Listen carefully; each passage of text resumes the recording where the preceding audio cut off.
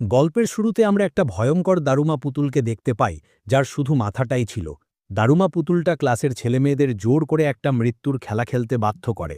খেলাটা ছিল এমন, পুতুলটা একদিকে মুখ ঘুরিয়ে একটা গান গাইত, আর যখনই সে ছাত্রছাত্রীদের দিকে ফিরত, তখন যদি কাউকে নড়াচড়া করতে দেখত, তাহলে তার মাথা ফাটিয়ে মেরে ফেলছিল।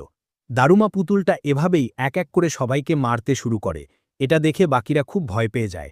তারা খেলার নিয়মকানুন কিছুই জানত না। এর মধ্যেই দুজন ছেলে দরজা খোলার চেষ্টা করে, কিন্তু দরজাটা বন্ধ ছিল। পুতুলটা ঘুরে তাদের দিকে তাকাতেই তাদেরও মাথা ফাটিয়ে মেরে ফেলে।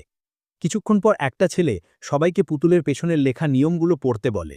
সেখানে লেখা ছিল, যদি পুতুলের পেছনের বোতামটা টেপা যায়, তাহলে খেলা শেষ হয়ে যাবে। এটা পড়েই একটা ছেলে দৌড়ে গিয়ে বোতামটা টেপার চেষ্টা করে, কিন্তু দুর্ভাগ্যবশত দারুমা পুতুলটা তার দিকে ঘুরে যায় আর তাকেও মেরে ফেলে। এবার ছাত্রছাত্রীরা পরিকল্পনা করে যে পুতুলটা যখন অন্যদিকে তাকিয়ে থাকবে,